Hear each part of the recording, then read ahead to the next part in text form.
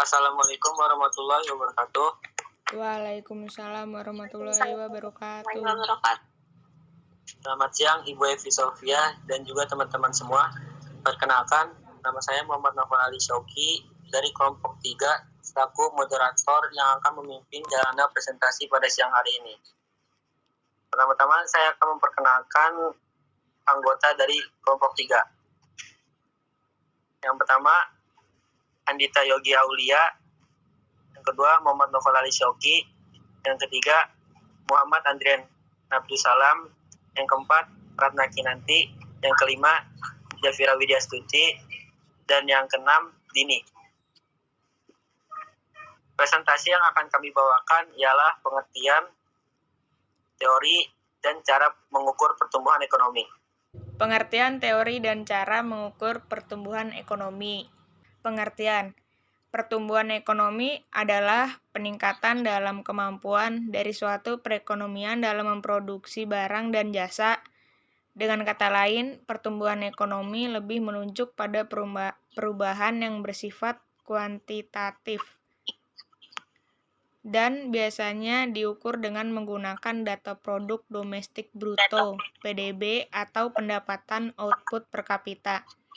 PDB mengukur dua hal, yakni pendapatan total dari seluruh penduduk di sebuah wilayah ekonomi dan juga keseluruhan nilai belanja barang dan jasa di kawasan perekonomian itu. Oleh karena itu, PDB didefinisikan sebagai nilai pasar seluruh barang dan jasa yang diproduksi suatu negara pada periode tertentu.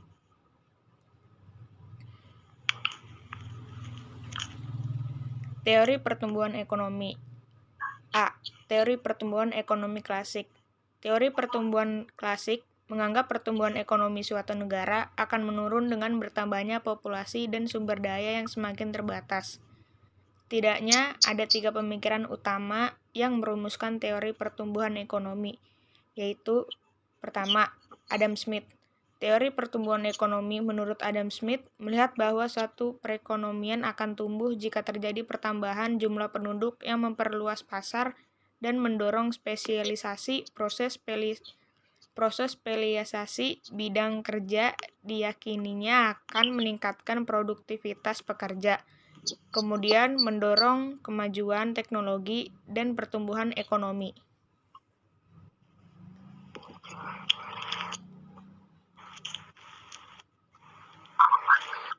Kedua, David Ricardo.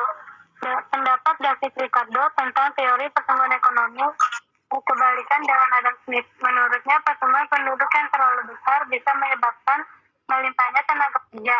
Hal ini akan menyebabkan upah yang diterima masing-masing orang menurun. Upah tersebut hanya bisa untuk membiayai tingkat hidup minimum, subsistence level, dan akibatnya perekonomian bisa mengalami stagnasi atau statisnya tes. Yang ketiga, Thomas Robert Malthus. Menurut Malthus, jumlah penduduk bertambah sesuai deret ukur 2, 4, 8, 16, 32, dan seterusnya.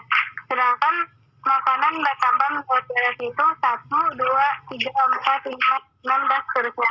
Akibat jumlah barang dan jasa termasuk makanan kerap kali tidak seimbang dengan jumlah penduduk. Yang B, teori pertumbuhan ekonomi neoklasik. Teori pertumbuhan neoklasik adalah model pertumbuhan ekonomi yang menguraikan bagaimana tingkat pertumbuhan ekonomi bisa stabil hanya jika 3 kekuatan ekonomi itu bermain: tenaga kerja, modal, dan teknologi. Yang pertama, teori Solow-Schwartz. Versi model pertumbuhan neoklasik yang paling sederhana dan populer adalah modal pertumbuhan Solow-Schwartz. Teori tersebut menyatakan bahwa equilibrium ekonomi jangka pendek adalah hasil dari setiap jumlah tenaga kerja dan modal yang memainkan peran penting dalam proses produksi. Teori Solow-Schwartz mempertimbangkan pentingnya akumulasi modal sebagai sumber utama pertumbuhan. Teknologi juga diyakini akan memacu inovasi, meningkatkan produktivitas, serta mendorong terciptanya pertumbuhan ekonomi yang stabil. Oke, selanjutnya pertumbuhan ekonomi neoklasik. kedua ada Harold Domar.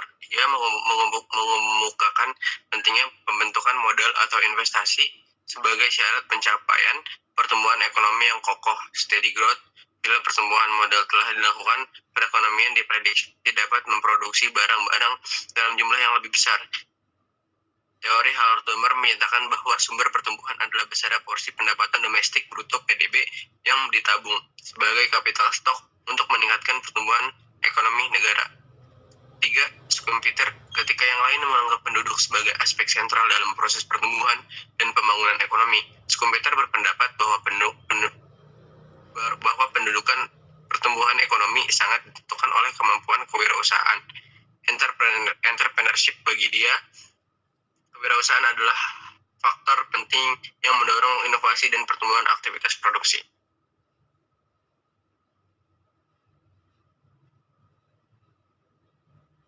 Teori pertumbuhan ekonomi. C. Teori pertumbuhan ekonomi historis. Teori historis menitik beratkan perhatian pada proses perkembangan perekonomian ke masyarakat mulai dari tahap prasejarah hingga industri, masyarakat dunia dan masyarakat berkonsumsi tinggi. Ada setidaknya 4 pemikir yang mendukung teori historis, yaitu yang pertama ada Friedrich List. Ia membagi tahapan pembentukan ekonomi berdasarkan cara maupun kebiasaan sebuah masyarakat dalam menjaga kelangsungan hidupnya melalui produksi, mulai dari berburu dan mengembara, yang mana manusia bergantung pada alam, ternak dan bertani, pertanian dan kerajinan, serta kerajinan industri hingga perniagaan.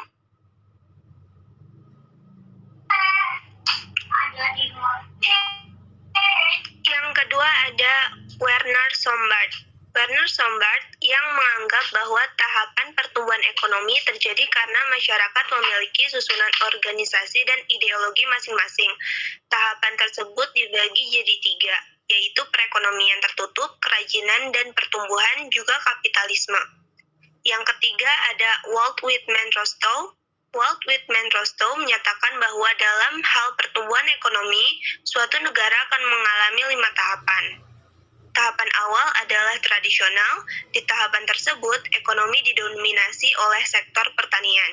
Tahapan selanjutnya, transisi atau pra-take-off, yang akan terjadi peralihan struktur tenaga kerja dari pertanian ke industri.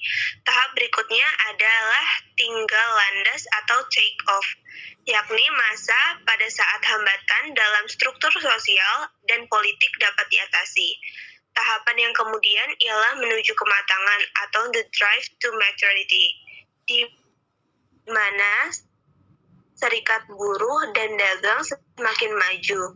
Tahapan terakhir adalah konsumsi massa tinggi, high mass consumption, yakni ketika tenaga kerja didominasi dengan para pekerja terdidik dan penduduk di kota lebih banyak dari penghuni desa. Yang keempat ada Karl Bacher. Karl Bacher yang berpendapat bahwa pertumbuhan ekonomi suatu negara didasarkan pada hubungan produsen dengan konsumen.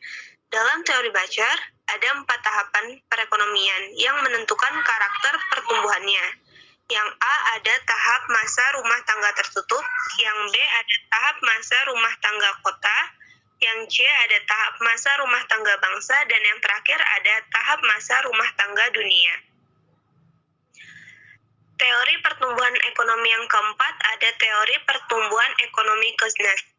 Menurut Kuznets, pertumbuhan ekonomi merupakan kenaikan kemampuan jangka panjang suatu negara dalam menyediakan berbagai jenis barang-barang ekonomi dengan jumlah yang banyak kepada penduduknya.